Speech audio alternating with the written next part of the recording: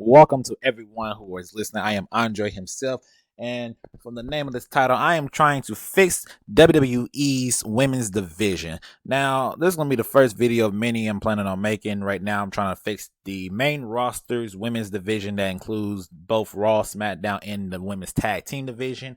Then I'll be going over to the tag team division eventually, the mid card division eventually, and then eventually the main eventers and stuff like that going forward. So, of course, if you're new, hit that like, hit that share, follow everything that you can, help the channel out. That'd be appreciated.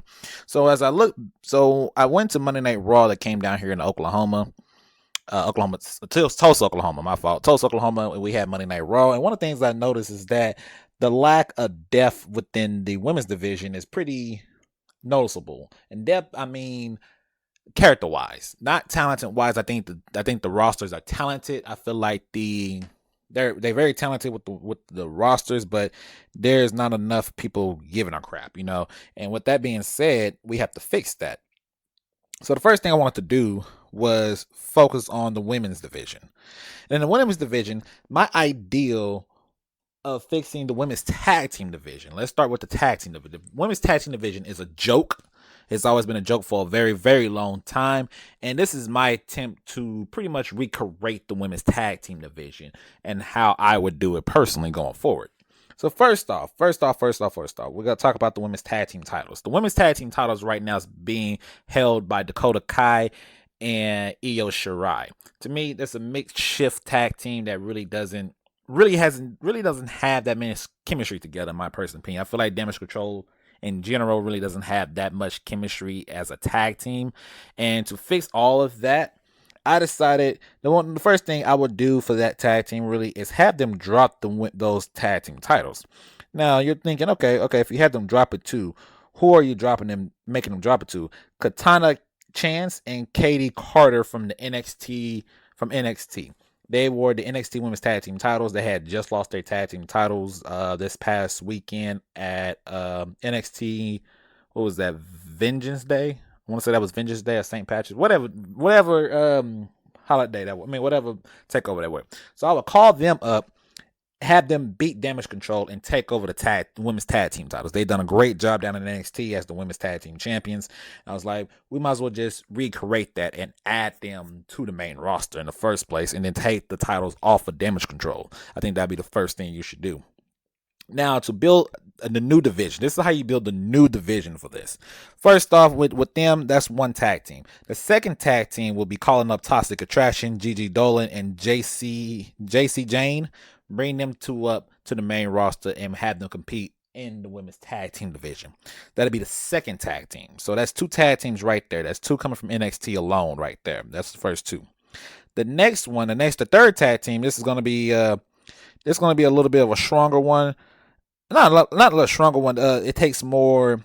I think it's a little more simple because of their backstage history. And that's the thing is, when you put these women together as a tag team, give them like time in the backstage. 90-second promo was fine. 90 seconds to build up the tag team division for each woman involved. You have Indy Hartwell and Candice LeRae. You bring them together and you call them up you put them together into the tag team division and you add them to the women's tag team titles. We already know the backstory. If you've watched NXT all this time, you know the backstory between them. If you don't, then it'll be a little bit more difficult. That's why we put them together and have them build that storyline and rekindle the way, pretty much. Bring it up, they talk about it, and then have them do that. You can also have Dexter Lumis managing them too, because him and Indy is a thing, you know what I'm saying? So that could be potential. So right there, that's how you start it off. So you move over, you have Alexa Bliss, her and Nikki Cross. They can reform their tag team from back in the day. Two crazy gimmicks they can both pull off. Have Nikki Cross be crazy and Alexa Bliss be the more intelligent one or so. You can put those back together. Why not? They're not doing much anyway, quite honestly. And I don't think they're going to be doing anything going forward. And if we're being completely honest, they're not going to be doing anything going forward. So why not do that? For Dakota Kai. So this is the awesome part. I think she should go over to the SmackDown brand and pretty much recruit Raquel Rodriguez. Main reason why Raquel Rodriguez, she can always say, Raquel, you don't have that same intensity, that same Raquel from NXT all those years when I first brought you in. And with you not having that, how can you truly think you can become the SmackDown Women's Champion or so? How you supposed to do all this stuff if you don't have that in your DNA anymore? I think we should reform our tag team. Raquel be like, no, but then notice, and then she goes on like a 3-match losing streak or so, and then Dakota Kai comes back up, and they start talking about their history about why she shouldn't trust her, and they're like, how about we put that to the side right now, reform our tag team? I think that'd be excellent. I think that'd be a great adding another depth to the women's tag team division. Dana Brooke and Emma, once again back in NXT, they was together, doing their thing back there, and that could be brought up easily.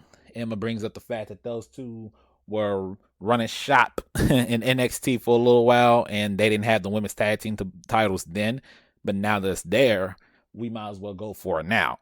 Put them together because they're not doing anything. That'd be cool. Io Sky. So for Io Sky, the way I had it is, for Io Sky, it was to get have a match with somebody from Toxic Attraction. They have a match together and she wins, and then she gets jumped by both members.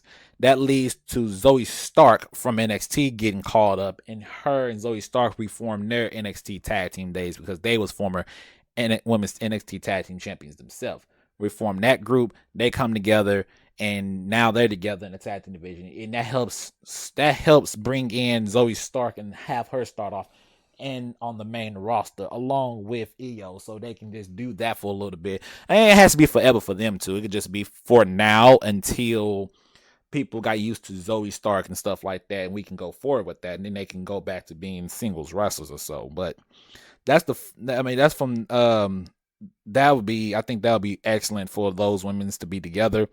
Then you go over and you still have, I think that was it. Oh no, you have Chauncey and Tegan Knox. They can form a tag team again because they had called them up as a tag team instead of Ember Moon. It was Tegan Knox instead. So Tegan Knox and Chauncey forms a tag team, and they can start running in a tag team division too. And right there, that legitimately retooled the entire not NXT. Well, it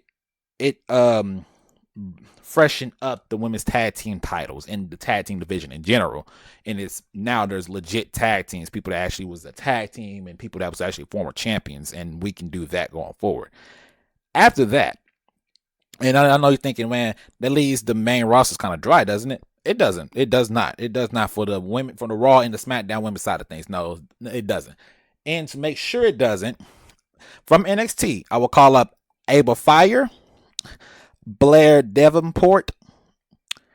Let's see. We also are bringing up Mako, and we're gonna also bring up Subray.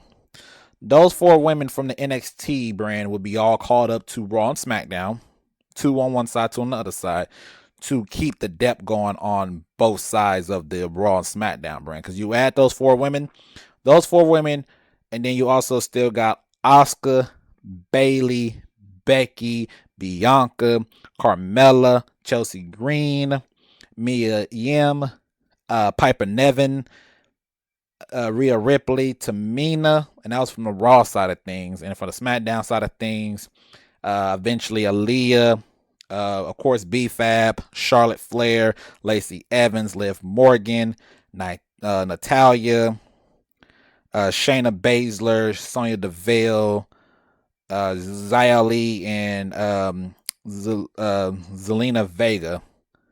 I don't know if I said Ronda Rousey. I forgot to add her if I didn't add her. And that's for the SmackDown women's division. So you have those 2 divisions still got enough single competitors along with those 4 names getting called up and on separate brands. That right there increases the women's division. It allows the women's tag team division to be just that, the women's tag team division, right? And you can have that tag team division be its own thing. And you still have competitors for both Raw and SmackDown. So that's my personal opinion. Y'all let me know what you think, and I'll catch you guys on the next one.